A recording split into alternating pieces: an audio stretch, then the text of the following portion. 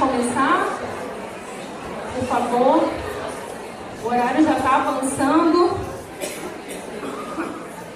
Eu gostaria de iniciar agradecendo a presença de todos, colegas, professores, em nome do 10º CBLA, e principalmente agradecendo a presença dos colegas professores. Né? Feitas as honras, passo a resumir o currículo dos professores aqui presentes. Valquíria Montemor possui graduação em Letras, Inglês e Português, mestrado em Filosofia da Educação pela Pontifícia Universidade Católica de São Paulo e doutorado em Linguagem e Educação pela Universidade de São Paulo. Realizou pesquisa de pós-doutorado na Universidade de Manitoba, Canadá, em 2007. Coordena o Projeto Nacional de Formação de Professores chamado Novos Letramentos, Multiletramentos em Línguas Estrangeiras, cadastrado no Diretório dos Grupos de Pesquisa do CNPq. É coordenadora do GT da ANCOL, Transculturalidade, Linguagem e Educação. Atualmente é professora livre-docente da Universidade de São Paulo. Suas pesquisas recentes concentram-se em linguagem e educação, novos letramentos, multiletramentos, crítica e construção de sentidos, pedagogia crítica, formação de professores. É coautora das orientações curriculares nacionais para o ensino médio, Línguas Estrangeiras MEC 2006. A professora Denise Abreu Lima possui graduação em Letras pela Unesp, Araraquara, mestrado em Linguística e Língua Portuguesa pela Unesp e doutorado em Linguística Aplicada pela Unicamp.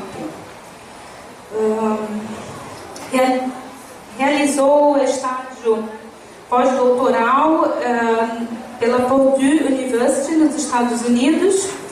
Foi coordenadora da Universidade Aberta do Brasil. Desde 2006, é presidente do Fórum de Coordenadores UAB. Atualmente, a professora está cedida ao MEC e está como assessora da CESU, cuidando dos assuntos relativos à institucionalização, mobilidade estudantil e EAD, cuja atuação iniciou-se em 2006. É também vice-presidente do Fórum de Coordenadores UAB na CAPES, representando as universidades federais e presidente do núcleo gestor do programa Inglês Sem Fronteiras pela CESU-MEC. Professor Joan Carlos Lagares Dias, Joan Carlos Lagares Dias possui graduação em Filologia Hispânica, Galego e Português pela Universidade da Corunha, em 1994, mestrado em Filologia Hispânica, Galego e Português pela Universidade da Corunha, em 96, e doutorado em Linguística e Literatura no âmbito Galego e Português pela Universidade da Corunha, em 2000. Atualmente é professor adjunto da Universidade Federal Fluminense. Tem experiência na área de linguística, com ênfase em linguística histórica e linguística aplicada, atuando principalmente nos seguintes temas: galego-português, história social e cultural da língua e política linguística. Com perdão pela pronúncia, passo a palavra aos presentes, começando com a professora Valquíria.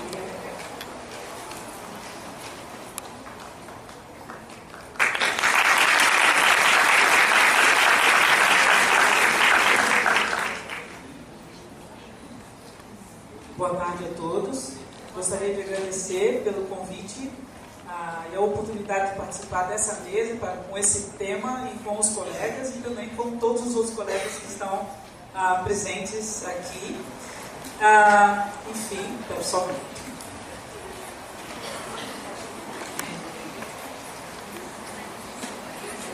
Então, bem, esse é o tema da nossa mesa, é discutir a questão das políticas de ensino de línguas, né?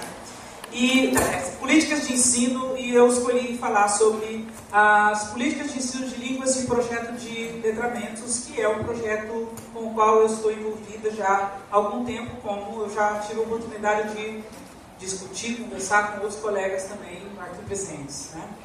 Bem,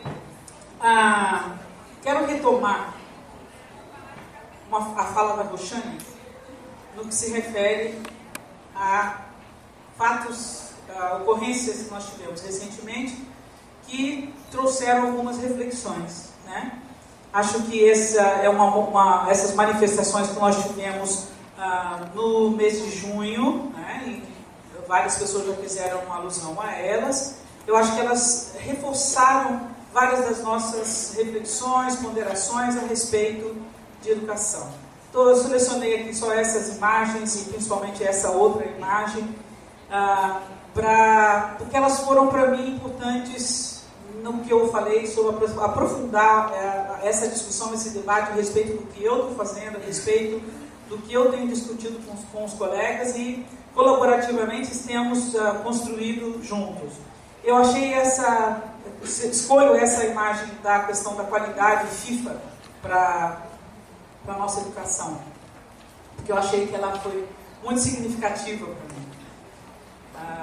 Fiquei pensando, por ocasião dessa imagem, se isso significava o que era esse padrão FIFA, se isso representava aumento, ampliação de verbas para a nossa educação, ou o quê? E se, lógico que aumentar verbas é sempre bem-vindo para todos nós, não se refere a uma área que a gente trabalha, sabendo das condições pelas quais ela passa. Mas eu acho que, eu fiquei pensando que não é só a questão de ampliação de verba, mas pensar que não é mais verba para fazer a mesma coisa. Seria talvez, acho que sim, né? Mais verbas para tentar começar a fazer diferente também. E aproveitando a reflexão da Roxane a respeito dessa mídia ninja, né? Ou seja, dessas manifestações, essas que tentam fazer propostas diferentes para que isso provoque algumas reflexões, eu acho que é disso que eu quero falar um pouco também. Não que a gente vá necessariamente estar reportando a movimentos, mais movimentos de rua necessariamente, mas que isso aqui já é um movimento que serve para essas reflexões. Bem, primeiramente eu gostaria de lembrar, e foi uma lembrança acentuada pela minha colega Thelma Jimenez, falando que estava discutindo um pouco com ela a respeito dessa temática. Ela falou, bem, na verdade acho que nós estamos falando mais de ações políticas do que necessariamente uma política já consolidada, e eu concordo com essa visão, até porque nós temos vários colegas que estão engajados em algumas ações que poderão vir a ser políticas, né, as políticas consolidadas no que se refere à educação, no que se refere à formação de professores, e essas políticas se referem a uma rede nacional de formação de professores que está sendo organizada pelo MEC, e acho que essa é uma rede muito interessante. Eu não vou adentrar sobre isso, depois se houver interesse, acho que outras pessoas poderão falar também a esse respeito, mas acho que é uma política, digamos, que poderá vir a ser uma política muito interessante, principalmente quando combinada com outras ideias que o MEC tem a respeito de uma mudança no formato das escolas, que passariam então a ter um período integral, o que também refletiria na contratação de professores, que passariam a ser professores com contrato também de, por exemplo, 40 horas, e é a ideia de uma profissionalização dos professores. E do Ciências Sem Fronteiras, que eu não vou falar muito também, a Denise vai falar um pouco a respeito disso, mas sendo que essas são já, digamos, ações que evidenciam a necessidade de ampliação de debate com vistas a um plano de políticas que considere uma visão de educação condizente com os desafios da sociedade atual. Então, quando eu falo das manifestações, e eu falo dessa ideia de que nós temos que repensar a educação, é pensar a educação talvez já com propostas diferenciadas, sem que isso signifique apagar as boas experiências e tudo que a gente já conseguiu construir positivamente a respeito de ensino de línguas, a respeito de educação, de formação de professores até então. Então aí eu inicio as reflexões que eu tenho feito com base em algumas publicações já de 2012 e 2013, nesse caso eu cito Luke, Woods and Weir, no que falam a respeito de 3 elementos que têm sido importantes para a avaliação dessa questão da qualidade do ensino.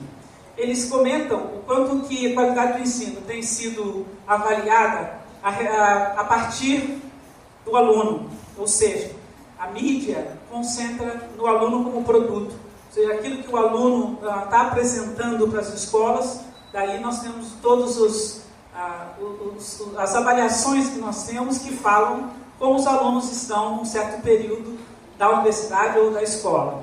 Mas eles fazem uma reflexão dizendo que não dá para a gente se basear apenas nesse resultado do aluno como produto. Eles falam na importância de repensar o currículo e principalmente na questão da formação docente. Agora, eu não quero falar exatamente desses dois outros itens, eu gostaria de falar mais sobre essa questão da formação docente. É disso que eu tenho, sobre isso que eu tenho estudado, tenho feito pesquisas e acho que talvez essa possa ser ainda uma ideia que eu possa contribuir um pouco mais para essa discussão de hoje, né? Bem,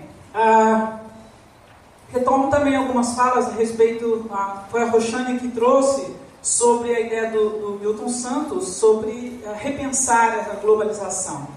Que se a globalização, do jeito que é um fenômeno constituído, assim está. Não sei o quanto que a gente pode torná-lo reversível, mas talvez a gente possa pensá-lo de outras maneiras. E associo essa fala, que eu acho que combina muito bem com as falas de Milton Santos, com uma proposta do Apadura, que fala sobre grassroots globalization, onde ele fala de uma outro tipo de globalização que se refere às pessoas que ainda são tidas como aquelas que estão em desvantagens, aquelas que não têm acesso, aquelas que são consideradas excluídas, né? Então eu estou juntando exatamente esses fragmentos para falar exatamente de uma proposta de ações de política de ensino que pensem nesse tipo de proposta educacional, de proposta de ensino. Que pense exatamente num outro tipo de globalização, numa educação diferente. Lembrando que o ensino de línguas no Brasil, historicamente pensando, ele chega no Brasil com uma proposta muito mais, digamos, para um certo tipo de aluno, né? Eu tenho essas citações aqui do Sagan, depois eu posso mostrar, que era muito mais interessado na formação do que ele chama do aluno nobre, do aluno de uma certa classe que poderia desempenhar certos trabalhos na sociedade. Ou seja, a ideia não era mesmo de uma massa muito grande de aprendizes. Aliás, essa ideia de escola também não existia naquele momento. A escola era uma instância, uma instituição um pouco mais privilegiada mesmo naquele momento, né?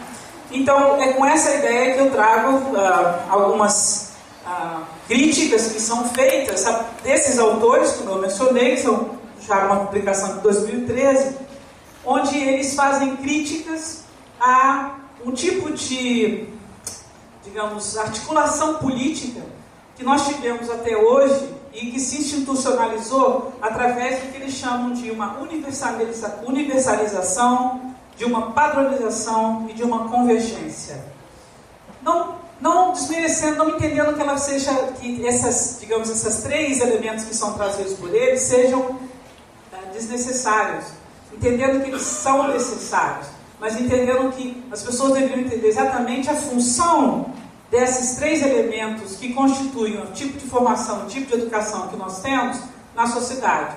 Eles serviriam, por exemplo, como um referencial, como algum parâmetro, mas não como os únicos parâmetros numa política de ensino, né? Por quê? Porque eles acabam atendendo uma certa classe, acabam atendendo uma certa parcela da sociedade e excluindo uma outra parcela que poderia participar, né?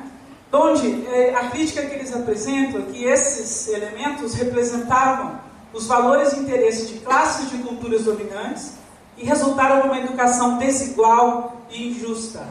Então, hoje quando a gente fala em inclusão, fala em ensino de línguas para várias outras pessoas, isso me remete muito aos movimentos, então, dessas pessoas falando que elas também têm direito, elas também podem aprender línguas estrangeiras nas escolas. Então, pode ser uma coincidência que isso funcione bem em algumas instituições e não funcione bem em outras instituições. E por acaso essas outras instituições é uma boa parte das escolas públicas no Brasil. Então essa é uma reflexão para a gente ter. Então esses autores apresentam que o que fica excluído no que se refere ao ensino, então, de línguas, fica sendo a ideia de outros conhecimentos e outras habilidades e outras capacidades e culturas que ficam negados e marginalizados para esses alunos que, então, não têm acesso a isso, né? Não têm acesso, não têm oportunidade de discutir esses assuntos. Não representando as diferenças sociais e culturais de pessoas e de comunidades, como, por exemplo, de mulheres e meninas, de indígenas e das minorias étnicas e culturais. Ou seja, algumas, como já foi mencionado muitas vezes aqui, eu acho que desde ontem até hoje, algumas, digamos, classes, algumas ideias, alguns pensamentos são excluídos desse processo e dessas políticas de ensino.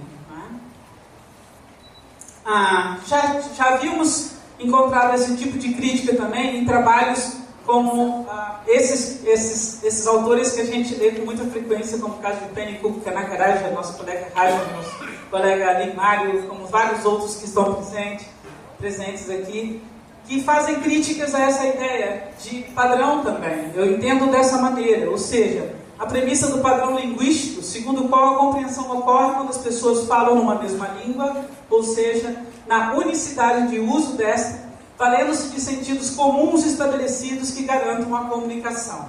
Ou ainda, citando Penny Cook em uma obra já anterior, onde ele já salientava que a língua inglesa teria se disseminado por meio de um ensino que privilegiava padrões linguísticos, seguindo o modelo do falante nativo, como a gente já discutiu muitas vezes, como se todo falante nativo se comunicasse conforme o modelo linguístico eleito para o ensino dessa língua a estrangeiros ou imigrantes. Bem,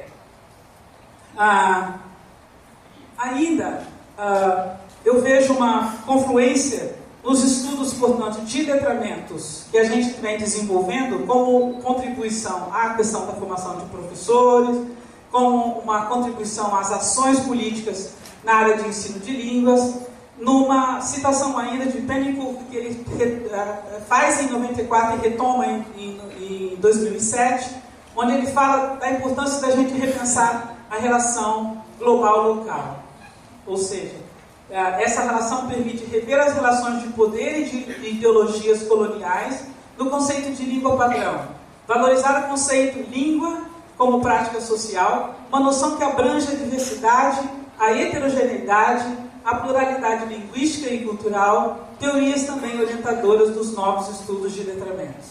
Então é nesse sentido que eu acho que as pesquisas e os estudos que são realizados nessa área de letramentos trazem contribuições para essa área da linguística aplicada que a gente trabalha com formação, com políticas, né, de ensino. Porque o que a gente via em propostas anteriores eram muito mais relacionadas a um conceito de convenções, um conceito de padrões, um conceito de universalizações, entendendo a importância dele, porém não a massificação desse tipo de conceito na formação docente e no ensino de línguas. Ou seja, com esses estudos não unicamente acontecendo na área de letramentos, mas principalmente esses são os que a gente tem realizado, né, nos últimos anos, o que a gente vê como uma oportunidade de abertura foi porque os letramentos propõem a ideia da pluralidade, a ideia da diversidade, a ideia, então, da diferença,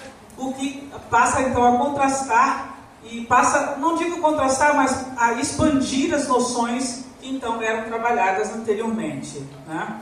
Bem, o que a gente vê nos letramentos trabalham conceitos e práticas, e aqui eu trago digamos, vários desses conceitos que a gente tem trabalhado e que a gente já discutiu, inclusive em outros encontros, e se em algum momento alguém quiser conversar mais sobre algum desses conceitos, a gente pode retomar, que trabalha muito mais a ideia de linguagem como prática social, a ideia da multimodalidade, entendendo que a gente não pode e não deveria mais se ater à ideia de linguagem nas duas modalidades que a gente concentrou durante tantas décadas. Até hoje, eu acho que algumas universidades trabalham ainda comunicação como comunicação oral e comunicação escrita, só, né? Quando essa é uma noção que tem sido revisitada, como a questão da pedagogia de multiletramentos, entendendo que se estamos entendendo linguagem e comunicação de forma diferente, a questão do ensino também começa a se tornar diferente. A questão da abordagem, né, não só da abordagem da filosofia, da visão de sociedade, da visão de alunos, quem são esses alunos, quem são esses professores que nós temos hoje em dia, como sendo propostas a serem revisitadas. Bem, e aí vão também outras visões de trabalho, visão da vida pessoal, etc., que passam então a, digamos, a dar orientações diferenciadas para essas ações políticas que a gente gostaria de estar trabalhando nelas. Isso interfere diretamente na questão da preparação de professores, onde essa preparação para as devidas mediações entre os contextos locais e nacionais, em função das dinâmicas culturais, históricas, políticas desse contexto, acabam sendo priorizadas. Ou seja, não é mais aquele outro professor técnico que a gente já formou, nem é esse professor que a gente já pensou em outros termos de desenvolvimento, né? Desenvolvimento que eu digo pedagógico ou só educacional, digamos assim, mas é um professor voltado também para as questões sociais, tentando entender a função de línguas estrangeiras dentro da sociedade e questionando a hegemonia de certas das línguas que são ensinadas, inclusive, nas escolas. Bem, em função disso, é que eu trago, então, uma ideia que é desenvolvida por esses mesmos autores que eu citei no início, que é onde eu tenho trabalhado, digamos, mais constantemente e onde eu acho que eu tenho levado essa discussão para esses colegas que estão pensando nas ações políticas. E isso se refere à questão que eu chamo de um profissionalismo docente, o profissionalismo do professor, né? Bem, o que é esse profissionalismo? Seria uma condição para o funcionamento de uma política renovada de ensino que reflita a educação de uma sociedade cujas transformações fazem emergir novos desafios, né? A função da língua estrangeira não é mais a mesma função que ela teve no passado, não é mais apenas, ela está sendo renovada, ela está sendo revisitada, e isso requer que o professor reflita sobre essas questões e sobre a sua função, inclusive. E isso eu acho que reflete bastante o pensamento dos autores quando eles chamam disso de um profissionalismo adaptativo. Ou seja, um profissional que tenha a capacidade de se adaptar às novas situações, que seja preparado para essas novas situações. Onde ele fala na maior habilidade para a interpretação do sílabe, ou seja, dos planos, né, dos planos de trabalho, dos planos de ensino, para atender às necessidades e características locais e as diferenças. E fala no engajamento com a diversidade inerente aos contextos escolares e aos aprendizes, com tomada de decisões relevantes no que concerne a necessidade de modificações, alterações e adaptações do currículo, tornando condizente com os estudantes. Enfim, eles estão falando de um outro processo de profissionalização e também eu associo, então, esse tipo de proposta de profissionalização com as ações que eu mencionei anteriormente e que a gente tem discutido isso no MEC, sobre o que é a formação do professor de hoje em dia. Mas sem esquecer que essa formação também precisa ser atrelada a outras propostas também discutidas no MEC ultimamente, que seria essa de tentar profissionalizar o professor no que se refere ao contrato de trabalho dele e no que se refere também a pensar nas escolas em período integral, como várias hoje em dia passaram a aderir a esse projeto, né? Bem, isso acho que, de certa forma, reflete uma proposta que a gente já trouxe, eu já apresentei isso em outros momentos, já discuti com vários colegas também em outro momento, essa discussão que tivemos desde 2006, que foi por meio das orientações curriculares que foram elaboradas pelo Limar e por mim, onde então a gente já falava da necessidade de se repensar as ações políticas dentro de um plano maior que engloba a questão linguística, mas que engloba uma renovação cultural e que engloba também um posicionamento dele das escolas num plano educacional. E por isso que a gente falava de formação de cidadania ativa ou engajada, que é um conceito diferenciado do que a gente conhecia, expande a ideia de direitos e deveres, a questão da inclusão social no sentido amplo, que é não restrita à expectativa ou possibilidade de inserção no mercado, embora eu não estou falando de uma não importância desse fator, mas estou falando de que expande esse tipo de visão, tá? E a compreensão dessas relações novas de linguagem que a gente tem com o mundo da cultura, com o mundo da globalização, com todos os outros conceitos que a gente vem discutindo, né? O que então faria uma proposta de uma profissionalização de professor, pensando em mais, digamos, elementos. Eu acho que aí não há ideia, estou até concluindo, não há ideia de que isso aí passe a ser digamos, uma ideia fixa ou comum que todo mundo tem aqui, mas que isso possa refletir a respeito dessa profissionalização, para que o professor hoje em dia tenha oportunidade de discutir políticas de ensino. Na minha convivência com pesquisa e com os professores, vários professores de rede pública, eu acabo descobrindo que vários nunca tinham discutido essa questão de políticas de ensino ou políticas educacionais.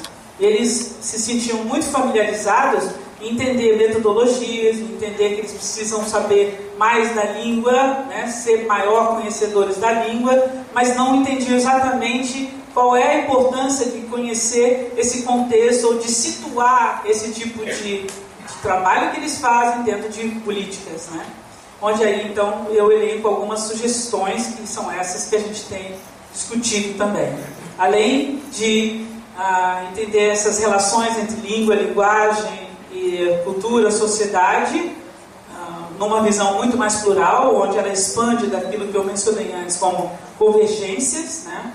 E ainda ampliando a necessidade de um trabalho crítico, onde nós vamos falar, então, acentuar essa questão de construção de sentidos, letramento crítico, linearidade, não linearidade, como a gente já vem acentuando.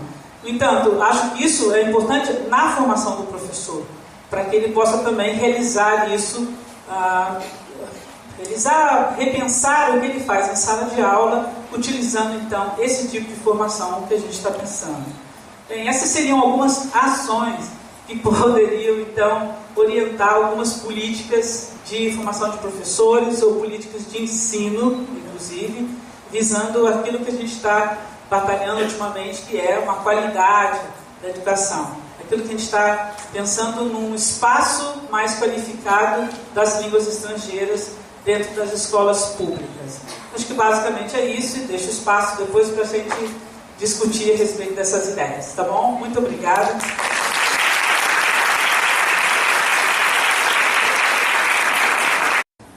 Bom, já apareceu, obrigado. Quero começar, enfim, agradecendo imensamente o convite para fazer parte desta mesa, né? Muito obrigado por me chamar para falar sobre políticas linguísticas e poder falar da complexa questão da política linguística do espanhol no Brasil. Enfim, um prazer dividir mesa com o Denise.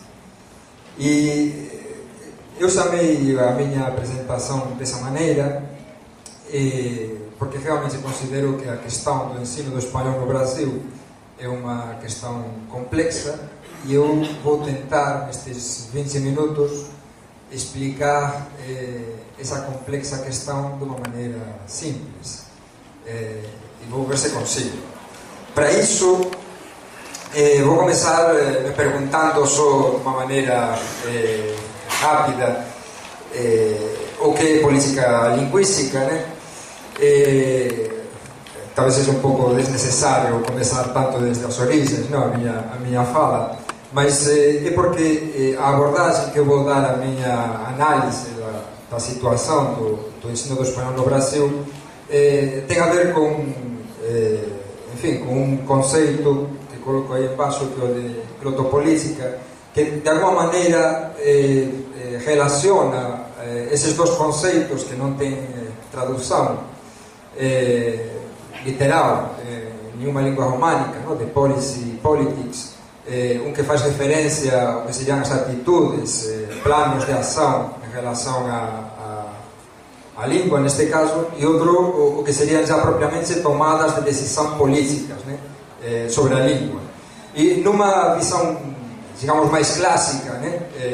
Do que seria a política linguística, a planificação é vista quase sempre como uma espécie de instrumentalização, né? De técnica dessas decisões políticas tomadas normalmente por Estados nacionais, né? Tem duas definições de planificação linguística que de alguma maneira vêm apoiar o que estou dizendo, e não vou ler para não me prolongar, vocês acreditam. Autores, o primeiro é uma citação de um livro que se pergunta se a língua pode ser planificada, do ano 71, e onde via a planificação como uma ação política e técnica ao mesmo tempo para resolver problemas linguísticos, né? Para resolver da melhor maneira, da maneira mais eficiente. Enfim, o planejamento linguístico é, portanto, visto como desde essa perspectiva mais clássica, instrumental da política linguística, como uma maneira de resolver problemas, né? Na realidade, claro, muitas vezes a política linguística veio dos Estados nacionais, veio criar mais problemas dos que resolvia, né? Enfim, possivelmente todos vamos coincidir em que nem sempre a função da política, de maneira geral, é resolver problemas, né? E de fato, enfim, não existe também essa visão instrumental no que diz respeito à ação política, que é, por definição, o espaço do conflito, da dissensão, da polêmica, né? Dos interesses contrapostos, e onde, portanto, nem sempre existe a decisão mais eficiente, né? Tudo isto tem a ver, espero, com o que vou explicar sobre o ensino do espanhol no Brasil. Por isso, enfim, eu gosto da definição do termo glotopolítica proposto em 86 por Despain e Marcellesi, porque ele é um termo que faz referência à ação política em dois eixos, né? Um eixo vertical e um horizontal. O vertical seria aquele que relaciona, tanto na análise quanto na prática, os fatos normativos ou antinormativos, aparentemente mais banais, com aqueles mais salientáveis da política linguística. Isto é, aquilo que relaciona, por exemplo, no nosso caso, pensando em professores de língua espanhola, né? Ou poderia ser professor de qualquer outra língua. O que o professor faz em sala de aula, no momento de ensinar língua, né? No momento, por exemplo, de corrigir uma redação e aplicar determinados critérios de correção ali, para decidir o que é correto e o que não é, com políticas linguísticas, digamos, mais abrangentes, como são, por exemplo, a elaboração de instrumentos linguísticos padronizadores, né? Alguém faz as gramáticas, os dicionários, determina o que é correto e o que não, e o professor, lá em sala de aula, digamos, avalia, pune correção, estimula essa correção. Entre esses dois extremos há uma clara relação, né? E uma visão glotopolítica devia ser capaz, pelo menos, de ver, de estudar essa relação, não? De ver como essa relação se dá. E um eixo horizontal que inclui a política linguística no campo mais amplo das políticas públicas, né? Ou simplesmente das ações políticas de maneira geral, que considera, por exemplo, que um fato político, como por exemplo a criação do Mercosul, a criação da Comunidade Europeia, é também um fato glotopolítico, né? É um fato também de política linguística. Isto é, aquilo que relaciona o que é política linguística com políticas mais gerais. Nesse sentido, enfim, Elvira Arnoux, que é uma pesquisadora argentina, faz uma definição do que ela entende por glotopolítica, que é essa que está aí, que vou ler. O estudo das intervenções no espaço público da linguagem e das ideologias linguísticas que ativan e sobre as quais se incidem, associando-as a posições sociais e indagando os modos como participam no questionamento, instauração, reprodução ou transformação de entidades políticas, relações sociais e estruturas de poder, tanto no âmbito local ou nacional, quanto no regional ou planetário. Bom, veja que uma questão fundamental, precisamente dessa visão glotopolítica, é que analisa as relações de poder, né? E como essas relações de poder se dão através da linguagem, né? Quais são os interesses implicados nas ações linguísticas. Como explica também Elvira Arnoux, às vezes decisões explícitas de governos, por exemplo, não correspondem às orientações políticas dominantes, ou políticas lingüísticas concretas não se realizam por falta de sensibilização da população ou porque os agentes institucionais que deveriam implementá-las estão mais interessados em projetos glotopolíticos diferentes e mesmo contraditórios. Isto é, aquela racionalidade, né, que expressava, digamos, a visão tradicional da planificação linguística, né, uma planificação perfeitamente racional, alguém toma a decisão e ali um técnico leva essa decisão a cabo, né?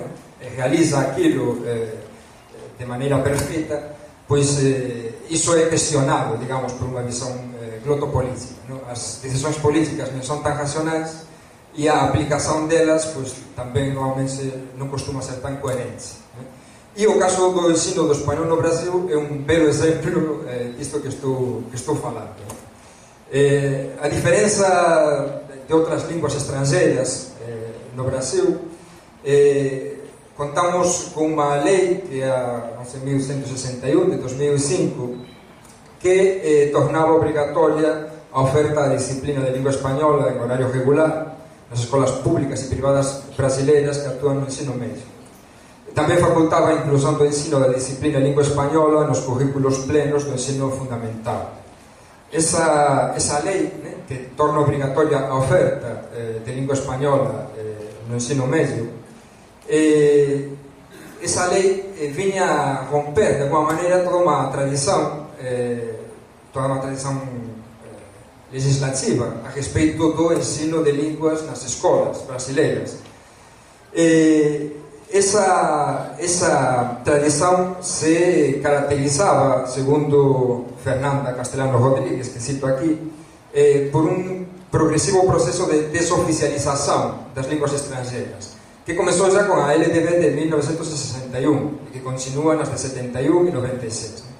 Um dos efeitos dessa desoficialização é o fato de que as LDBs, de que não se explicita qual é a língua estrangeira que deve ser ensinada nas escolas, não? Antes da LDB de 61 sí que se explicitava em que período da formação escolar se tinha que estudar cada língua, não? Quais eram as línguas estrangeiras, etc. Incluíam também as línguas clássicas, não? E Fernanda Rodrigues diz o seguinte: a LDB de 61 assume uma posição sobre o caráter do ensino de línguas que ainda encontrei com certas discursividades que circulam na atualidade.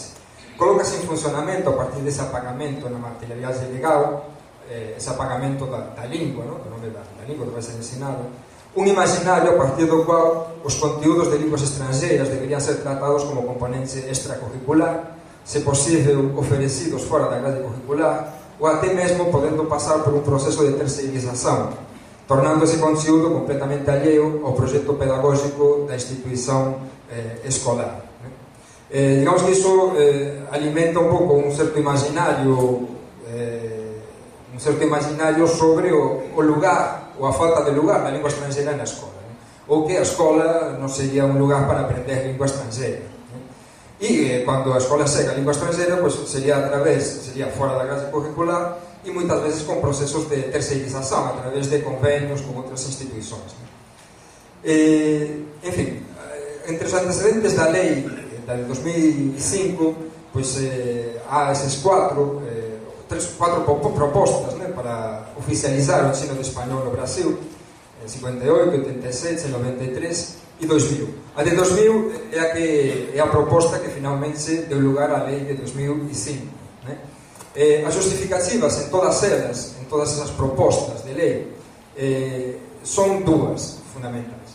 A primeira é unha especie de isolamento lingüístico do Brasil. Isto de isolamento eu coloco entre aspas, porque é unha noción de isolamento bastante peculiar, né? O Brasil, esa illa que só fala portugués, en fin, é un país continental, claro, moito maior que con moitos máis habitantes que os países do entorno, non? Por tanto, talvez os isolados sejamos outros, mas, en fin, revela unha visão a respeito do lugar da lingua portuguesa en relación con a lingua española, né? E aí falase tamén do interese geopolítico e, sobre todo, da integración regional, non? A questão da integración do Brasil con os outros países. Na proposta de 2000 do senador Átila Lira, que é a primeira, é a que dá lugar á lei de 2005, é a primeira vez que se coloca tamén a importancia global do español, e cito literalmente do texto da proposta, como elemento de comunicación do comercio internacional. E iso, en fin, ten a ver con o momento histórico, ten a ver con o momento histórico, con o facto de, en fin, depois dos anos do desenvolvemento económico ficticio, como a xente viu, da España nos anos 90, e a expansão, a chegada de capital español ao Brasil, fundamentalmente grandes empresas como Telefónica, Gas Natural, Banco Santander, en fin, non vou facer máis publicidade, e outros.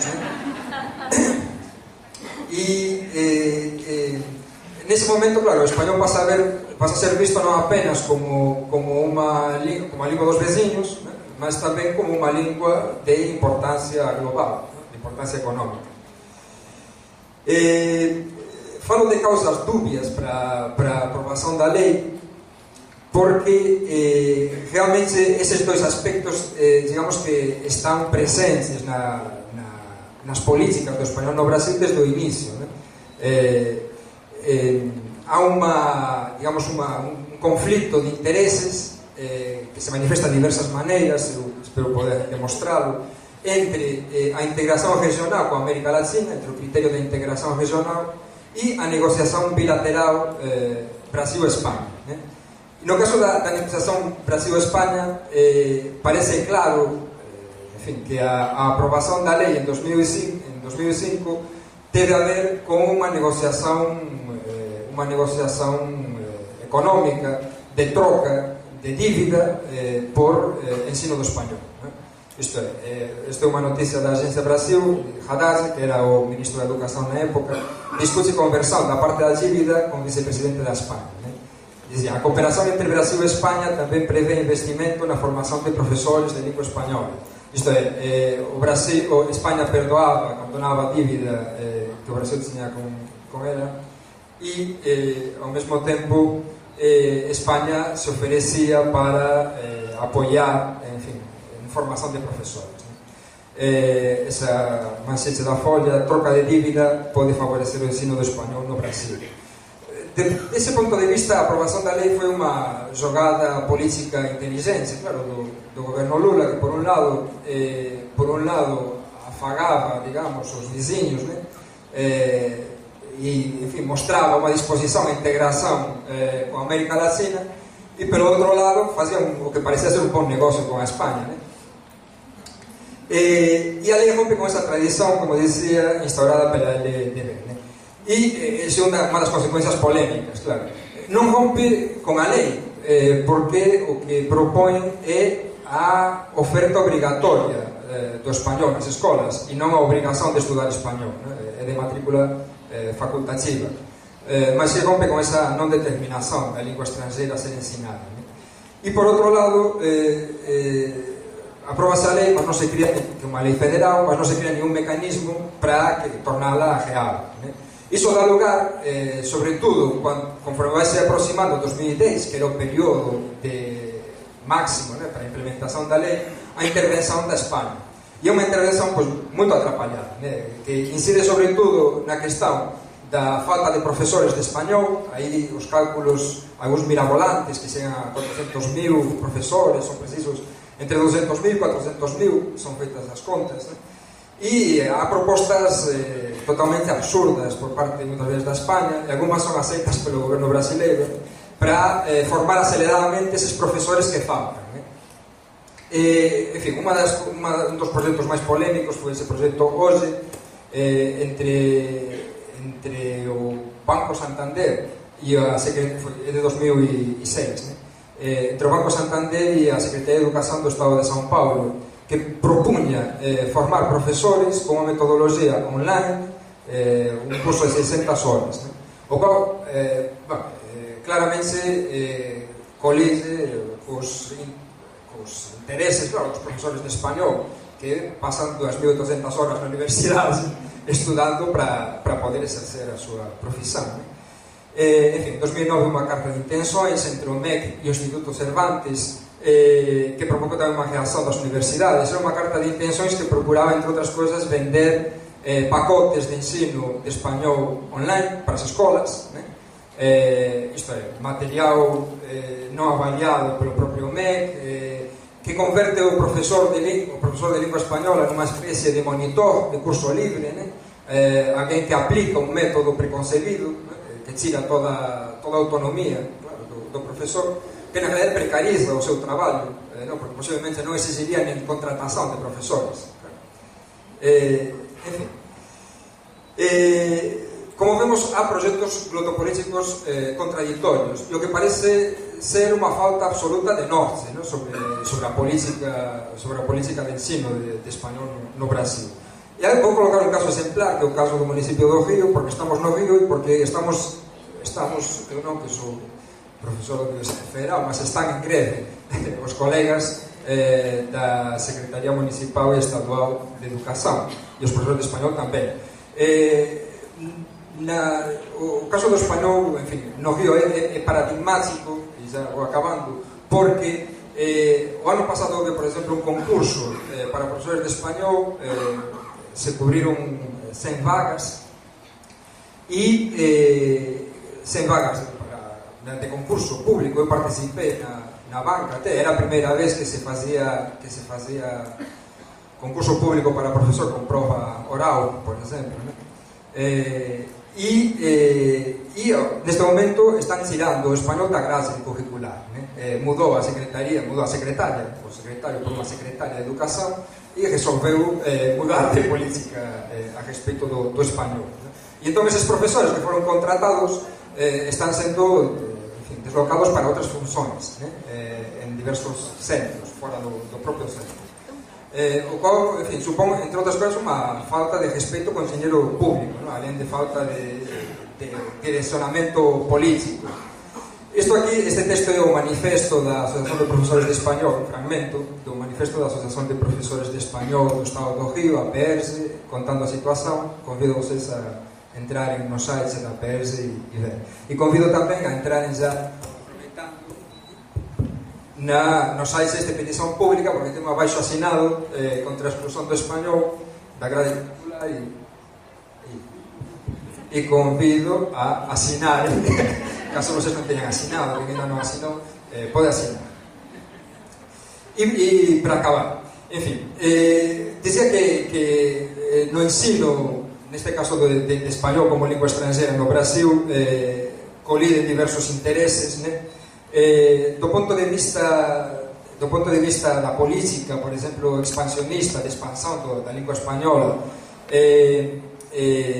o Brasil é unha especie de o Brasil e Estados Unidos, pela quantidade de população e pelo mercado que supõe, son vistos como dois mercados moito atraentes, claro, para a expansão da língua espanhola. A partir dos anos 90 formulouse unha nova política apoiada pelo goberno español e por corporações de capital supostamente español. Digo supostamente porque já ninguén máis sabe se o capital é español ou non. Non faz sentido preguntarse iso. A questão é que son empresas que levan a bandeira da España, e, en fin, formularon esta política panhispánica que entende o español como un recurso económico que pode ayudar a vender a marca España, ou produtos relacionados con España. E coloca aí un pequeno esquema elaborado por un dos ideólogos, digamos, deste español recurso económico, que se chama Óscar Verdugo, que pensa que o ensino de linguas é un sector que atrae investimentos, né? E que atrae consumidores. Non apenas consumidores de lingua, de produtos lingüísticos, mas de cualquier produto, ¿no? Asociados á lingua. E neste caso asociados ao país de origen da lingua, isto é, da España, né? Por iso a venda de marca España. O argumento sería que un estudante de español, cando vai a un supermercado a comprar azeite, e ve ali que ten azeite grego, portugués, italiano e español, pois como estudante español vai comprar o azeite español para tentar facer a tortilla que ensinaron no seu curso, eso que eles chaman o que eles chama en español efecto de arrastre, en fin, e vai comprar moda española, en fin, etc. Por tanto, há un interés claro económico que é de empresas españolas, corporacións españolas e da España, que no caso do Brasil pois se contrapõe con o interese da integración regional, que por outro lado presupõe, digamos, unha relación do español con o portugués moito máis horizontal, no? Porque presupõe unha política de reciprocidade, isto é, que aquelas políticas orientadas ao ensino do español no Brasil van ter a súa contrapartida nos países de lingua española con o ensino do portugués, no? O cual non se contempla na relación con a España, e inclúe depois outras linguas da región, claro, como o guaraní. E outro dos conflitos que se manifestan, e con isto acabo de verdade, ten a ver con o modelo de lingua, né? con proxectos internacionais de planexamento de corpus. E neste sentido há unha polémica, né? Entre a creación entre a política que supón criar instrumentos lingüísticos panhispánicos, gramáticas e dicionarios que propón unha norma única, embora plural, né? O que algúns chaman de unha forma, eu acho que irónica, pluricentrismo piramidal, né? O español ten varios centros normativos, mas no momento en que se facen instrumentos panhispánicos, temos un único centro que pretende recoller esa diversidade, ¿no? Ser unha especie de monocentrismo plural. Iso se opón a unha política realmente pluricéntrica, né? Onde en fin, há diversos centros produtores de norma, e todos eles se expresan, aparecen nas aulas de lingua a través de diversos produtos culturais, e ten resonancias claras no ensino, fundamentalmente nos materiais didácticos e tamén, claro, nas propias probas de proficiencia, que son dos instrumentos políticos fundamentais para determinar quen é falante legítimo dunha lingua ou quen non é, né? E, en fin, con isto acabo. Non sei se consegui explicar de unha forma simple a complexa questão, mas agradeço a atenção. Obrigado.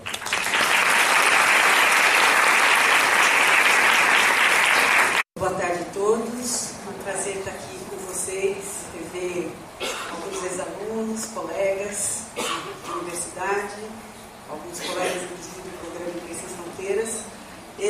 Agradecer a LAB pelo convite. Eu acho que é muito importante num momento como esse, por tudo isso que nós estamos vivendo, que já foi falado aqui desde o início do Congresso, sobre políticas públicas e, muito provavelmente, sobre ações que têm sido tomadas a respeito de ensino de língua estrangeira no Brasil. É muito interessante porque nas falas anteriores eu escutei sobre ações, né?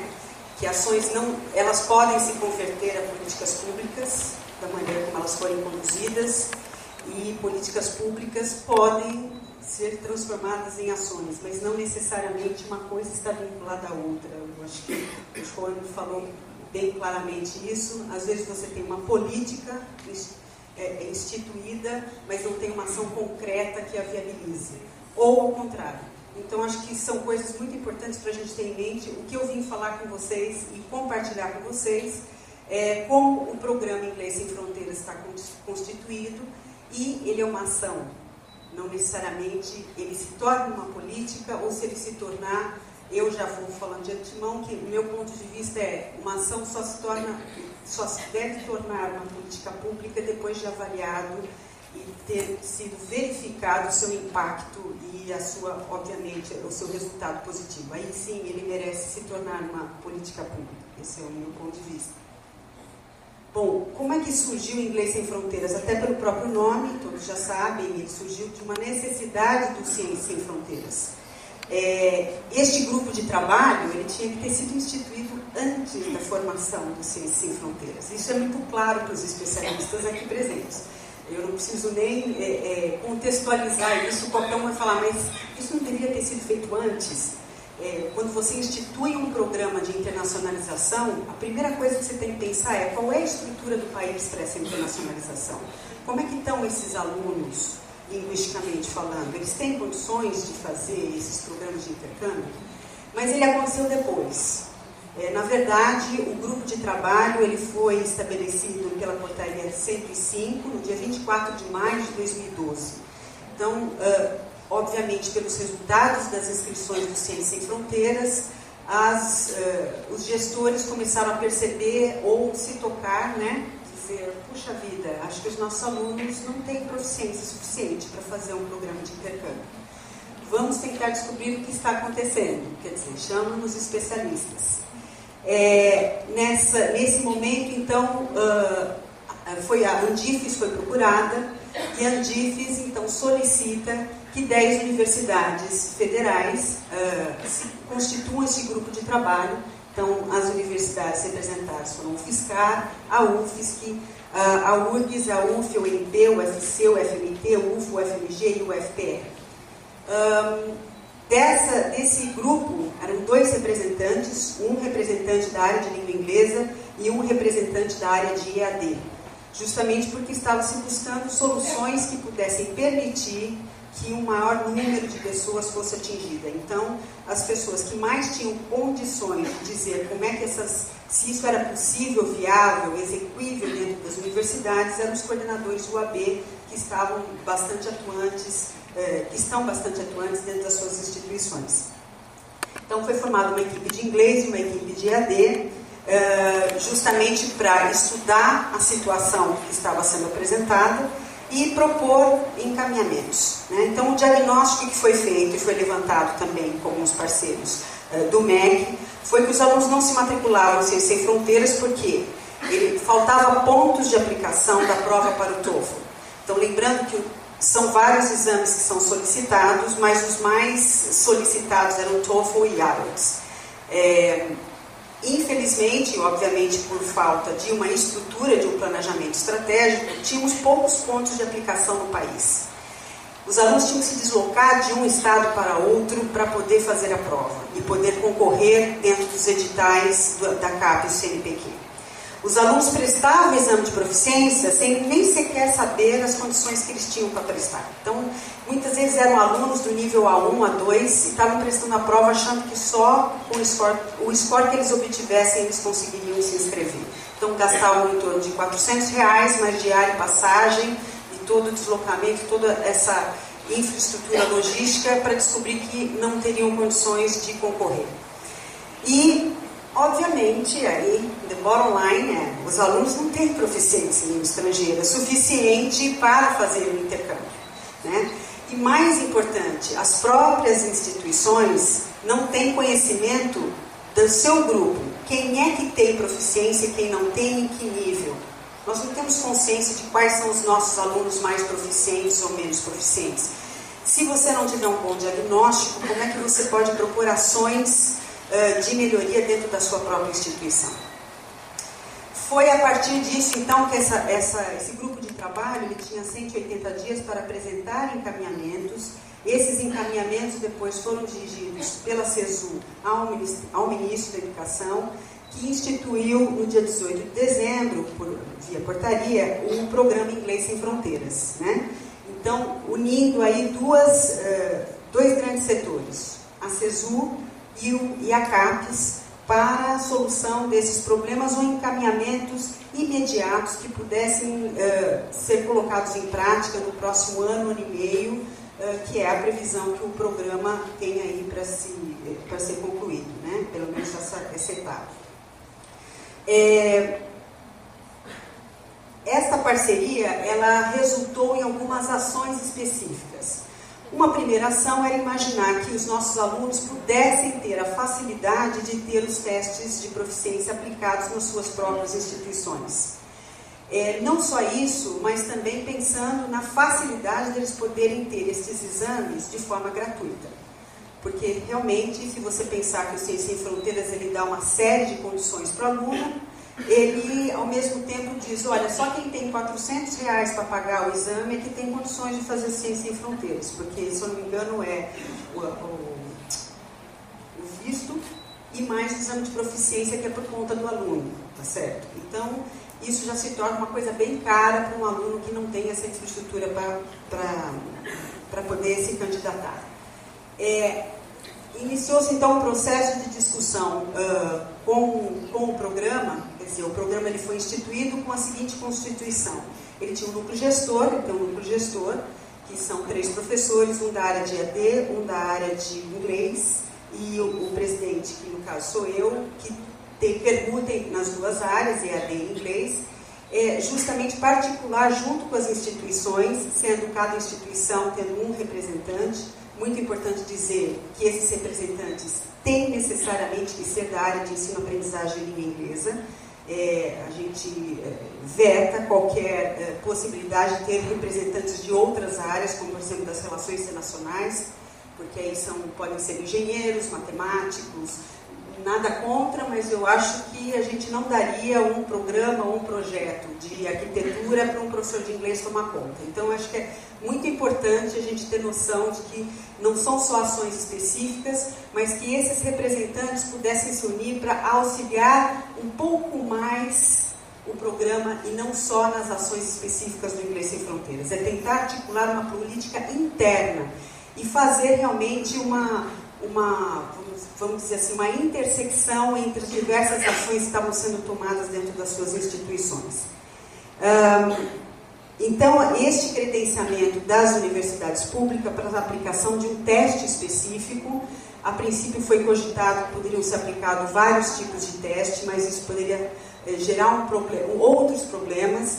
Então, o levantamento foi: qual é o melhor teste para ser aplicado, de forma que a universidade tenha estrutura para aplicação, porque isso é um outro fator, né? Você aplicar um teste via internet ou usando laboratórios já implica em outras questões que muitas vezes a universidade não está preparada. Então, um teste de fácil aplicação e que não necessariamente precisava ser de proficiência, porque o nosso primeiro intuito vamos fazer um diagnóstico para depois indicar soluções para esse diagnóstico que foi levantado. Então, por isso, o teste TOEFL ITP e não o IBT. E por que TOEFL? Porque a maioria das universidades que fazem articulação com Ciência Sem Fronteiras aceitam o TOEFL. Vejam, a princípio era um teste de nivelamento, mas a CAPES, junto às universidades, está fazendo um trabalho, principalmente com a graduação, para que esse teste seja aceito como proficiência. Ele é o primeiro indicador, algumas universidades, boa parte delas, estão aceitando. Isso faz com que o aluno não precise pagar por um teste de proficiência, ele já tem isso gratuitamente. Uma outra ação, que isso é especificamente uma ação da CAPES, não é uma ação da CESU, foi o acesso à plataforma MyEnglish Online, que é uma plataforma totalmente autoinstrucional, não tem interação humana, e é o aluno com a máquina. Então, isso é entendido dentro do programa como uma ferramenta. Ele não é a ferramenta e ela não é uma varinha de condão que vai transformar o aluno de não proficiente para proficiente, fazendo os seus 5 níveis. Não, isso é uma possibilidade para alguém que não tem acesso a uma plataforma educacional, que não possa estudar por conta própria, é um acesso. Mas isso não é suficiente. Então, por isso, tem a terceira ação, que são os cursos presenciais. Justamente esses cursos presenciais são núcleos de línguas que estão sendo formados em 45 universidades federais, como um plano piloto, para justamente a gente ver e instrumentalizar as universidades para trabalharem numa outra perspectiva que não a perspectiva que os centros de idiomas estão acostumados a trabalhar. Nós não começamos a trabalhar com o nível A1 e levamos ele à proficiência. Aplicando o teste de nivelamento, a gente sabe quem são os nossos alunos mais proficientes e vamos atender, então, dos mais proficientes aos menos proficientes, justamente para dar vazão e permitir que os que estão perto de conseguir um score adequado possam se inscrever no programa.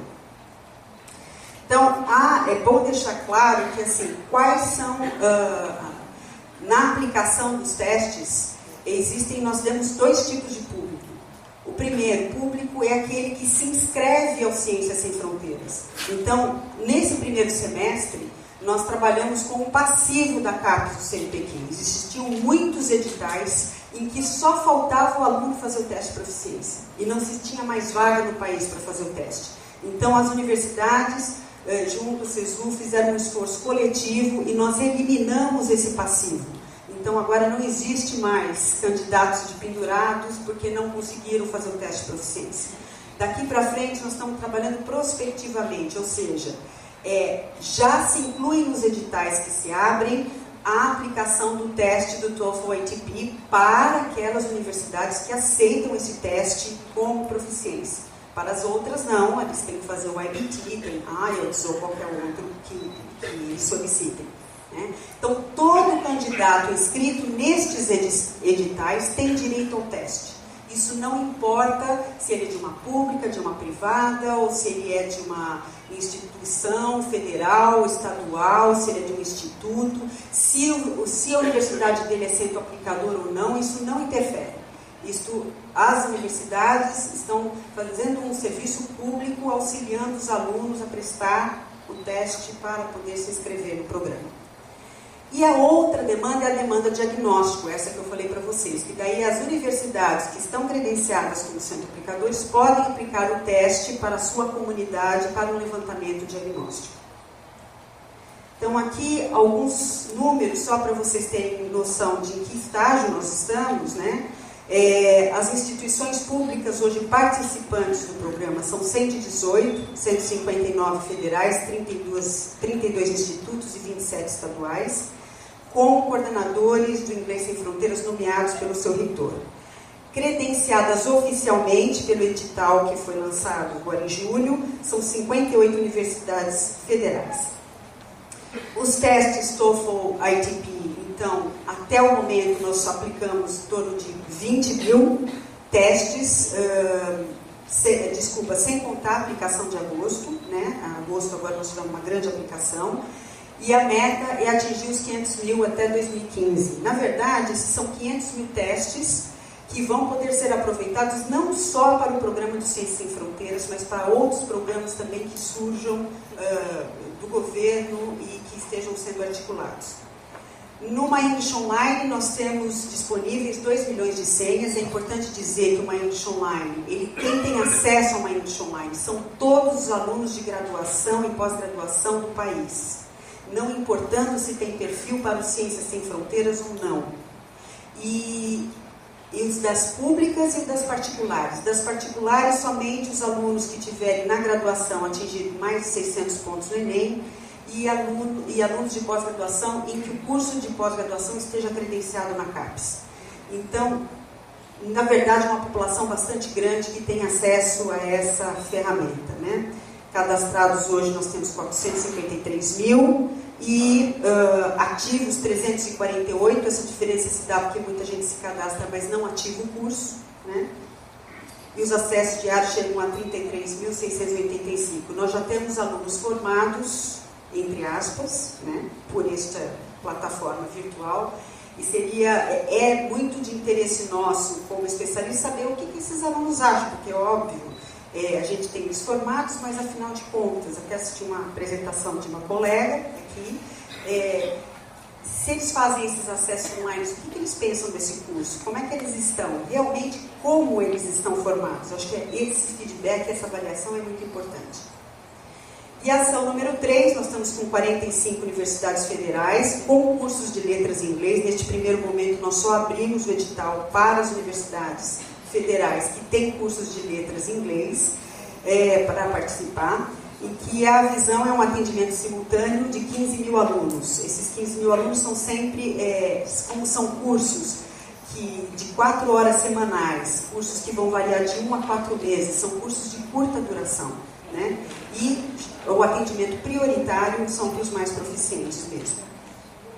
Bom, nós estamos fazendo um trabalho em rede com uma inteligência coletiva, isso, todo o gerenciamento é feito à distância pelo Moodle, então nós estamos formando uma comunidade. Agora, essa comunidade, ela se autoalimenta, muitos colegas já estão muito mais adiantados dentro das suas políticas internas, políticas linguísticas internas na universidade, estão compartilhando com outros colegas que estão tendo mais dificuldade, então essas soluções são compartilhadas, e os problemas também.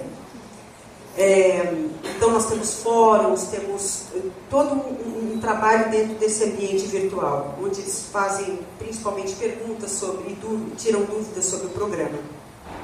Uma outra atividade em andamento que nós estamos fazendo lá na CESU é porque é muito interessante que a gente, na hora que eu cheguei e perguntei, bom, qual é o mapa da área? Quantos professores de inglês nós temos? Comecei a procurar, não tem esses dados.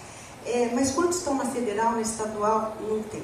Quantos são doutores? Quer dizer, para você conseguir esses dados, você tem que garimpar muito. Não é uma coisa simples de você olhar e ter um mapa diagnóstico. E aí você fala, como é que você pode propor ou dizer que precisamos de mais vagas docentes nas universidades? Isso a gente sabe. Mas como é que eu posso propor isso sem ter, na verdade, um mapa que me diga, olha, a realidade é essa. Nós precisamos ter uma fotografia da nossa área. Então, a primeira etapa, nós estamos terminando a primeira etapa com as federais e a segunda etapa está em andamento com as estaduais e os institutos. Eu tenho alguns dados, são muito crus ainda, a gente não trabalhou e não trouxe uma coisa muito concreta para vocês, até porque está dando confusão com alguns números e a gente precisa checar com as universidades as respostas que elas deram. Mas deu para perceber assim, nós temos nas federais 63 cursos de letras em inglês no país. E aí está uma divisão por região, né? 17 de região norte, e aí vocês veem os dados, né? Os números de vagas por ano para alunos de letras em inglês, 3.763. Temos mais licenciaturas duplas do que única.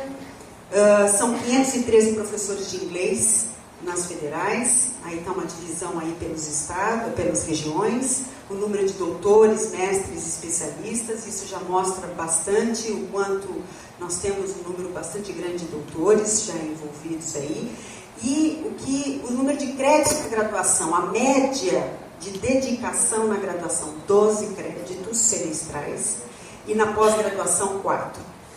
Número de universidades federais com centro de línguas, 31, sem centro de línguas, 17.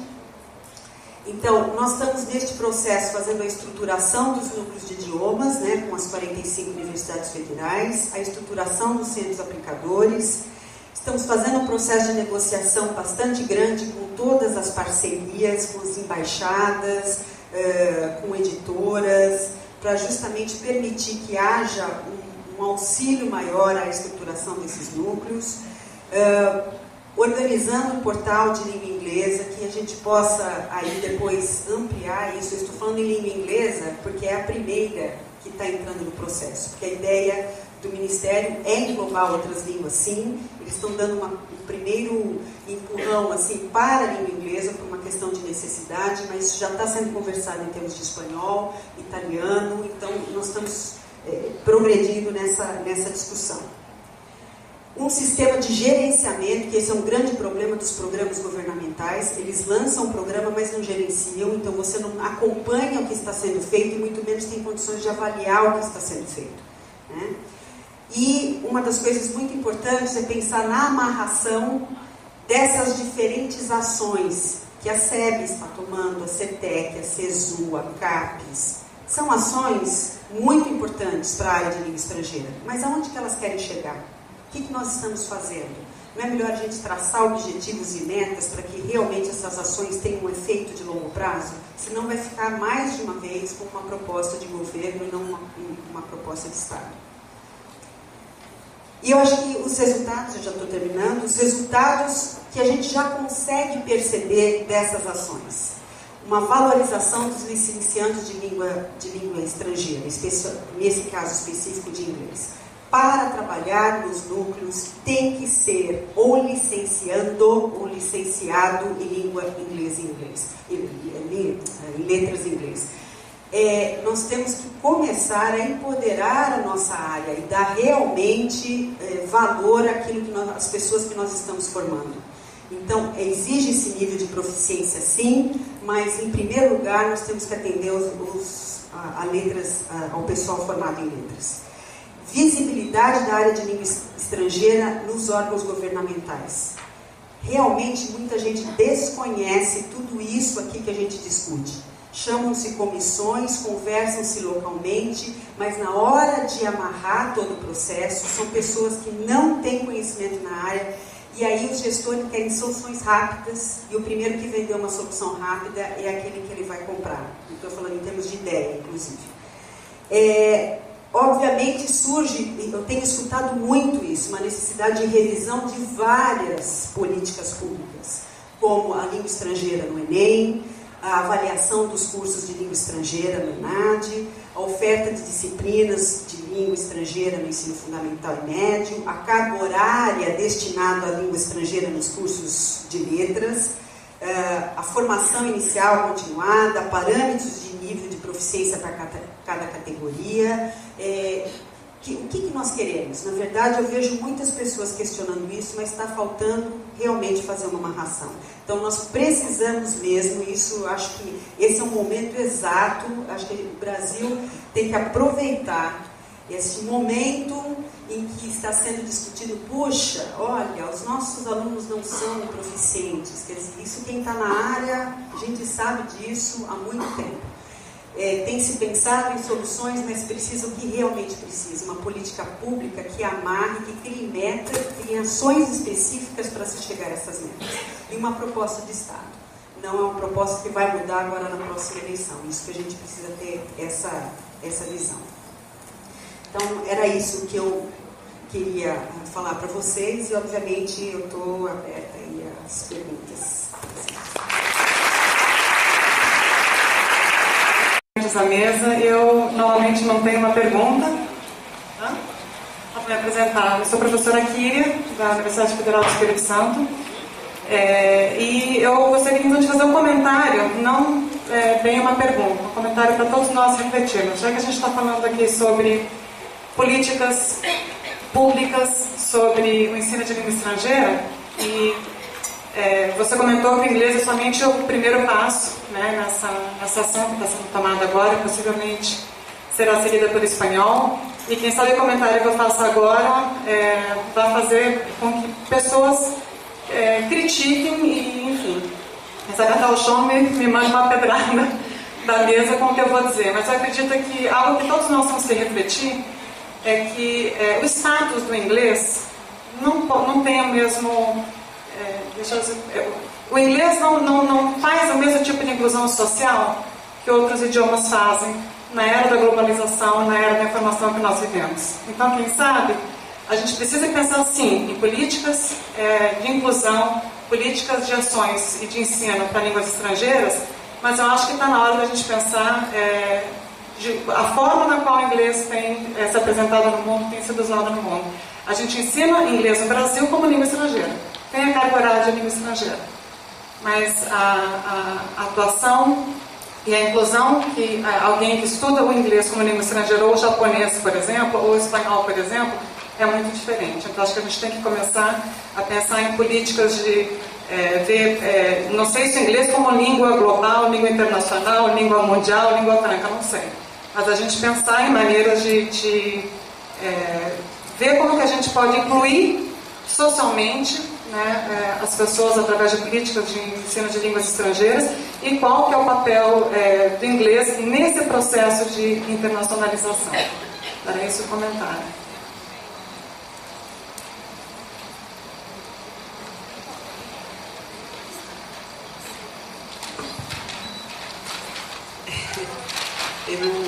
Eu não sei exatamente se eu entendi o comentário, mas assim,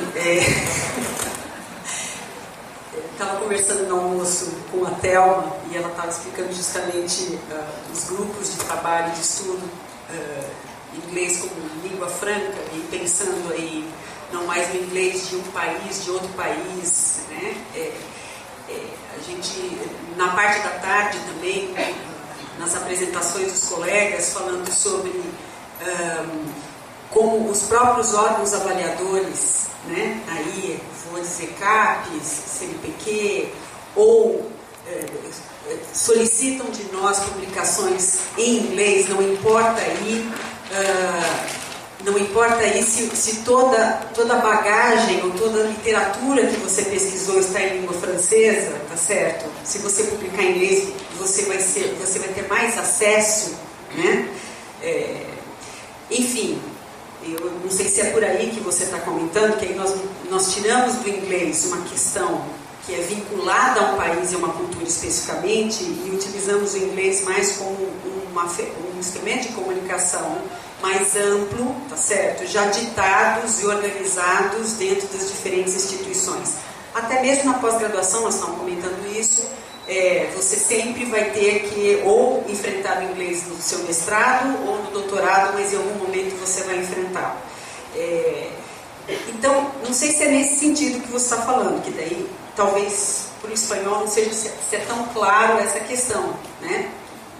Que existe o espanhol, né? O espanhol que você vai ensinar. Mas eu, sinceridade, eu não me sinto tão confortável em discursar sobre isso. Eu me apoio muito mais do que os colegas que pesquisam mais nessa área, especificamente do inglês como língua franca, poderiam dizer e compartilhar. Mas eu acho que é uma situação muito diferente daquilo que a gente está vivendo, talvez, nas outras línguas, né? Talvez seja isso a indicação que você queira fazer, que não é uma coisa que nós queremos que seja assim, ou que começou pelo inglês justamente por conta disso. Acho que eu quero dialogar um pouquinho com você a esse respeito. Exatamente quando a gente fala de ações de ensino de línguas hoje em dia, acho que nós estamos pensando mais nessa direção, entendeu? Nós estamos pensando em ampliar acesso às pessoas que antes não tinham acesso, ou ampliar a possibilidade de aprendizado para pessoas que antes achavam que elas não tinham dom, ou que elas não iam usar a língua nunca, entende? O que eu estava acentuando, por exemplo, no início da minha fala, é o quanto que língua estrangeira era visto como praticamente uma educação elitista. Algumas pessoas chegariam a isso ou precisariam disso, os demais não, né? E exatamente nós estamos trabalhando na contramão desse raciocínio, sem excluir essas pessoas que já tinham esse acesso. Então, a preocupação não é mais essa de buscar aquilo que eu chamo de convergência, né, de uma língua, necessariamente, mas pensar na pluralização disso, para que as pessoas que estudam, então isso como uma ação de ensino mesmo, possam ver que aquela forma dele se comunicar é tão válida para aquele momento que ele está usando, né, o idioma. Então é um outro sentido, necessariamente, mas também não entendi direito se era essa a questão que você está abordando. Bom, e eu queria dizer que, por um lado, que é óbvio que a situação da língua inglesa é muito diferente das outras, né, de todas as outras, pelo papel que cumpre como língua realmente de comunicação internacional em muitos âmbitos. O que eu acho perigoso, acho que tem um lado obscuro, né? É esse discurso, o discurso apenas da inclusão, né? Sobretudo quando falamos de ensino de língua, né?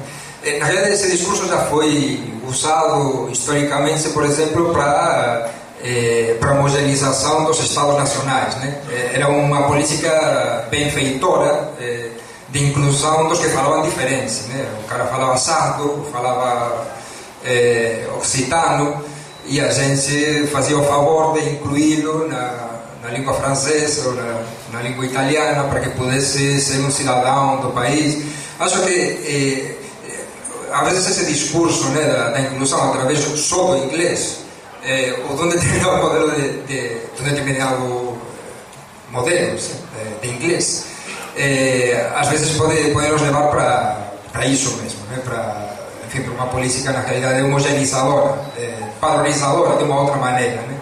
E hoje realmente estamos num momento, eu falava de políticas internacionais, de planificação de corpos. É claro que o caso do espanhol, como do português ou qualquer outra língua que não é o inglês, né? A língua hipercentral, segundo a denominação do Café, é claro que são casos diferentes, né? Mas hoje sim temos processos políticos que são internacionais, que ultrapassam, digamos, assim como no econômico, também no linguístico, né? Os simples interesses nacionais, os Estados nacionais.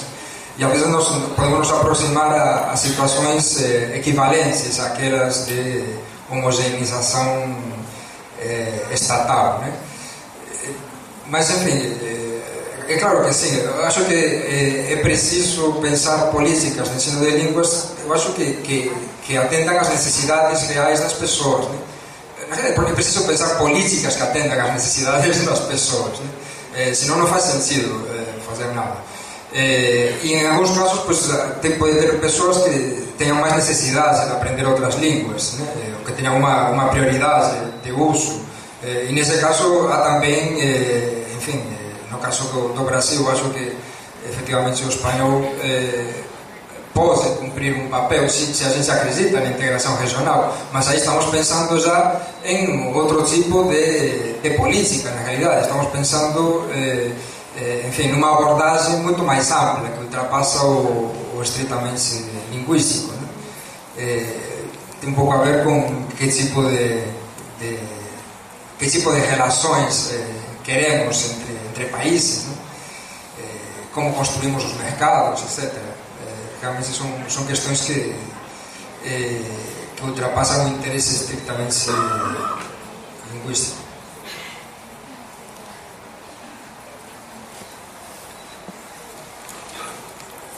Boa noite. Eu sou a Michelle, queria fazer uma pergunta para a Denise sobre Ciência Sem Fronteiras. A gente tem acompanhado muitos alunos que têm conseguido estudar no exterior graças ao Ciência Sem Fronteiras, e talvez sem essa possibilidade do governo federal eles não tenham condições financeiras mesmo de viajar.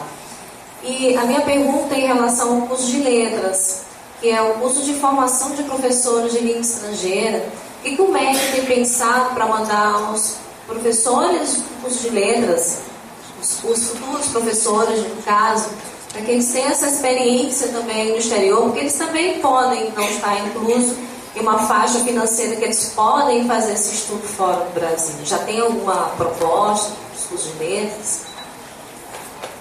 Bom, em relação ao Ciência Sem Fronteiras, eu tenho que deixar clara assim, a minha posição. Eu entendo a proposta do programa, valorizo a proposta do programa. Eu acho que o Ciência Sem Fronteiras já está trazendo uma série de revoluções internas dentro da universidade, tá certo? O país tem uma necessidade muito grande de formar alunos com uma visão mais prática sobre usos de tecnologias, porque nós somos muito bons em conteúdos, não temos infraestrutura e nem condições de se aplicar isso imediatamente aqui no país, em termos de tecnologia, né? Então, o que os alunos estão vivendo no exterior é justamente, e tendo experiência lá, são experiências de uso de tecnologias, porque isso já está instituído dentro dessas universidades, que já são consideradas universidades de ponta, etc. Então, eu entendo claramente a necessidade de se fazer isso em curto prazo.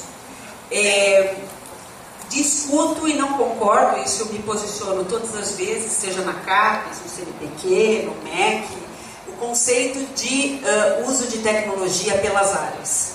No meu ponto de vista, um curso como linguística, tá certo? Em que o aluno trabalha com linguística computacional, ele teria total direito de entrar por este viés, como outras áreas da humanas que têm total uso de tecnologias para desenvolvimento, e seria muito bom trazer isso para o país.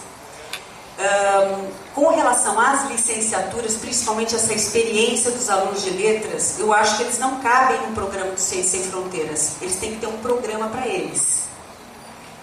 Eu acho que a gente não tem que pedir a inclusão dos alunos que não cabem na proposta do Ciência Sem Fronteiras dentro do programa. Eu acho que tem que ter um programa para eles, ou para nós especificamente. tá certo? Para alunos de licenciaturas, já estão surgindo algumas manifestações na CAP sobre isso, alguns coordenadores já têm acesso a isso.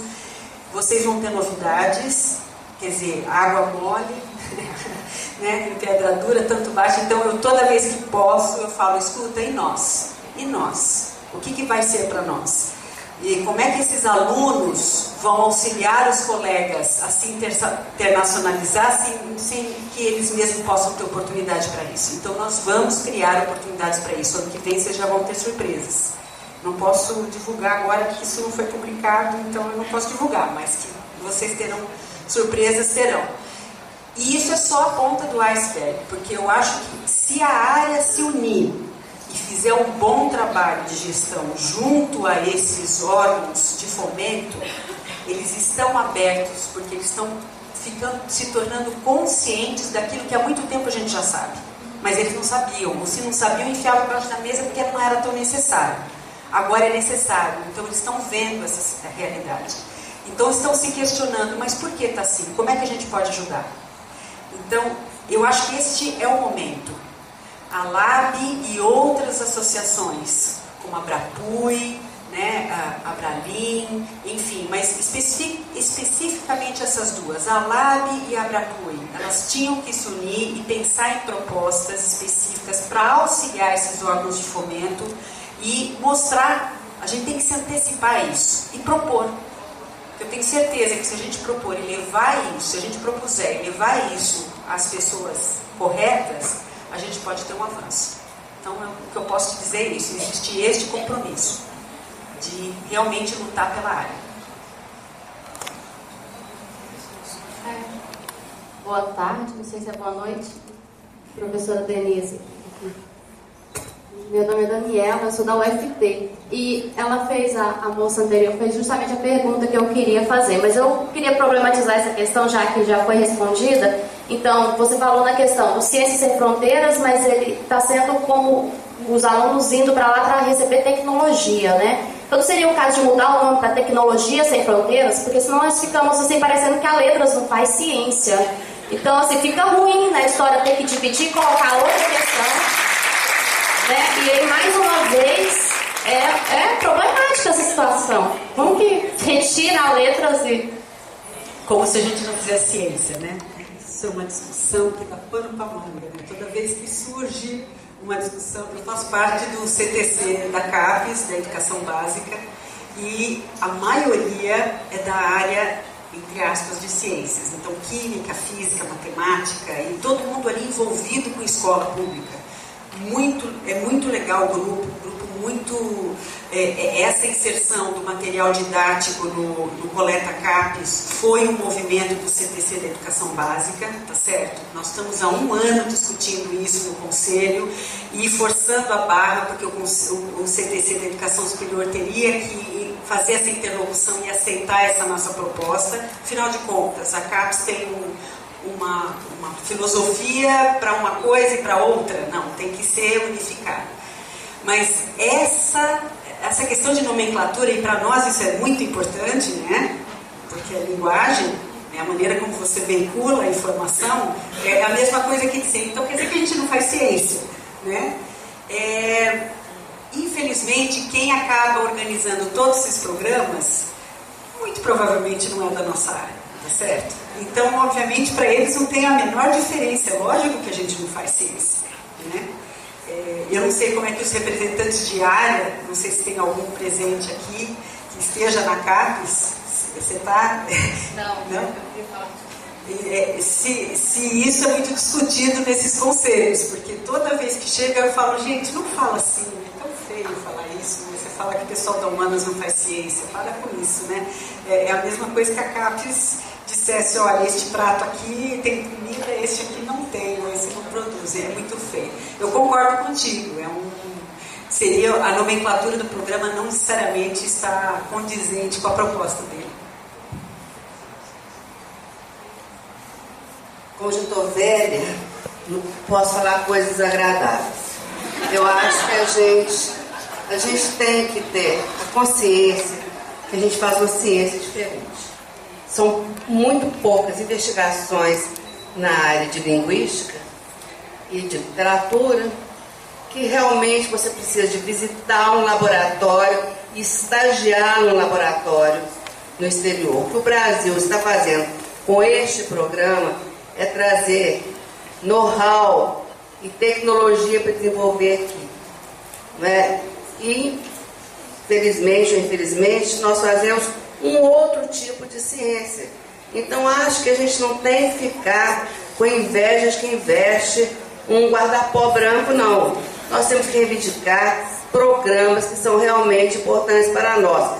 Por exemplo, nos cursos de línguas estrangeiras em vários países da Europa, uma parte da formação do licenciando, do professor de língua, é ter uma vivência no país daquela língua.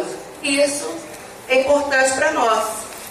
Mas reivindicar o mesmo status do outro, e eu não estou colocando que o outro é mais, não. Não tem nada a ver. Mas vamos pleitear o quê? Qual o projeto de pesquisa que você quer desenvolver no exterior? Eu acho que em vez de a gente ficar reclamando, a letra sai de fora, então apresentem projetos que justifiquem a necessidade de ir para o exterior. A mesma coisa que eu falei hoje de manhã, a questão, eu não entrei pelo detalhe, mas o povo fica reclamando que não tem bolsa mais para doutorado no exterior, tem poucas bolsas. Investiu-se horrores para criar programas de excelência no país, e nós vamos querer continuar fazendo doutorado lá fora, então tem que ser estágios menores mesmo. Por que lá fora é melhor do que aqui? Com tantos programas de excelência no Brasil, por que tem que querer ir lá para fora? Então, acho que toda vez que a gente falar assim, ele tem ou não tem, a gente tem que ter um projeto que mostra a necessidade de eu ter que ir para o exterior. E aí, Vera, eu concordo totalmente contigo quando a gente fala que nós temos que ter um programa específico para as licenciaturas. Eu acho que essa de você ter um período da sua graduação que seja obrigatório o estágio no exterior na língua estrangeira que você vai ensinar, ele é fundamental. Isso sim faz muito mais sentido para as licenciaturas do que um programa como esse que os colegas, que os alunos de graduação, pós-graduação estão fazendo em relação à ciência e fronteiras.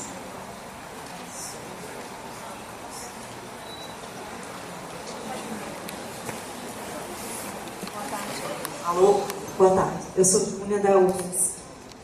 Eu acho que o fato de nós precisarmos ter uma proposta, de ter um projeto para apresentar, não anula a reivindicação, né, colocada por um dos participantes, dois pelo menos.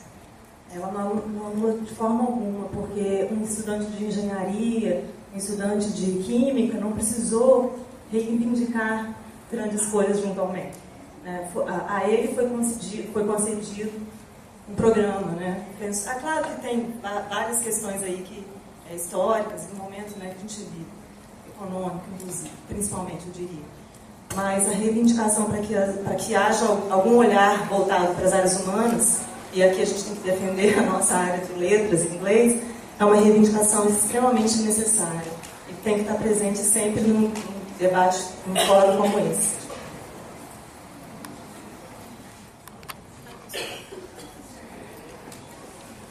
Obrigada, professores, pela mesa de vocês. Meu nome é Marília e a minha pergunta vai para a professora Valquíria, né? Obrigada, professora, pela sua fala. Fiquei bastante intrigada porque você comentou, né, o trabalho do projeto de letramentos. E aí eu gostaria de saber assim, um pouco, porque eu também trabalho com formação de professores, né, em língua materna, nessa perspectiva também de pensar projetos de letramento, né, tem todo um conceito, fundamentação teórica a respeito disso, e se você poderia falar assim, um pouco como você trabalha com essa perspectiva, né, dar um exemplo, talvez, se são realizados esses projetos de letramento, como você está entendendo esse conceito. É isso, obrigada. Obrigada pela pergunta, mas assim, acho que a gente não tem mais umas 3 horas. Então, acho que não sei se eu consigo responder de forma tão concisa, mas acho assim, o que é o projeto de letramentos? Na verdade, é um projeto de educação. É um projeto de educação que envolve a área de línguas. Matemática pode envolver todas as disciplinas, inclusive questionando essa divisão de disciplinas da forma como a gente tem, né? Então, é um projeto que está repensando a educação nas suas bases epistemológicas, nas suas bases, digamos, hermenêuticas, ou seja, por isso que a gente fala em construção de sentidos, né? E pensando que aquele professor que a gente já tomou como modelo no passado, que inspirou até a gente a seguir a profissão que a gente muitas vezes, no caso de muitas pessoas, né, que escolheram uma profissão porque falaram assim, eu quero ser um professor igual aquele professor foi tão importante, eu até tenho um levantamento sobre isso. Esse professor talvez não resolvesse mais hoje, embora tenha todo o seu valor. Por quê? Porque nós estamos vivendo um outro momento da sociedade, nós estamos vivendo hoje outros fenômenos, né, sociais, culturais, educacionais. Nós estamos vivendo um outro aluno que está pedindo um outro tipo de aula. Aquele aluno que talvez a escola, nesse formato, com essa orientação que ela se construiu, não atende mais esse aluno. É o aluno que as pesquisas estão mostrando, vários alunos entediados ou achando que não é tão importante assim vir para a escola para aprender aquelas coisas que são oferecidas, entende? Então, esse é uma proposta de um projeto que está tentando rever esses conceitos que foram basilares na educação e que foram basilares, no caso de línguas, para todos nós também, ou seja, aquele conceito de língua da forma convencional que a gente aprendeu, que nele estava incluído todo um sentido ideológico, um sentido de relação de poder, está questionando as hierarquias, ou seja, essa relação vertical que a gente viu durante muito tempo acontecer entre professor e aluno, entre, enfim, pessoas que estão em qualquer função de hierarquia, né, de uma forma diferenciada. Então é nesse sentido. Então, com certeza, isso, nós estamos falando de discurso, nós estamos falando de linguagem e línguas, está aí nisso. E a língua estrangeira é uma instância privilegiada para isso. Exatamente esse é o espaço que dá a oportunidade de eu entender essas relações de poder, de eu entender como que esse outro é colocado às vezes em que perspectiva, né? Quem é esse estrangeiro que às vezes vale mais ou é um estrangeiro que às vezes vale menos, né? Por que eu fui levada a achar que eu tinha que falar com sotaque tal para ser aceito? E quantos alunos nós negamos a oportunidade de aprender ao longo da nossa prática de sala de aula, porque ele não tinha uma pronúncia boa, porque ele não falava tão corretamente como se esperava, e isso fez com que ele se afastasse, achando que ele não tinha dom para isso. Então tudo isso entra hoje em dia numa reflexão e numa revisita, entende? Então essa é a proposta de letramento, é repensar tudo isso que a gente tem na escola, inclusive a própria escola. Tem um projeto super interessante de professores que estão repensando fisicamente a escola. A escola não pode, eu não posso mais falar em pluralidade e colocar todo mundo enfileirado um atrás do outro. Eu não posso falar agora de outros sistemas hierárquicos e continuar tendo uma hierarquia onde eu tenho que ficar numa situação de destaque para que então, entendeu? Essas todas as outras questões que a gente já discutiu. Então, basicamente é isso. Desculpa, estou falando de forma alongada. Eu queria agradecer a contribuição dos colegas, a excelente contribuição, agradecer a presença de todos e desejo 2 dias ainda de muita discussão produtiva a todos. Obrigada.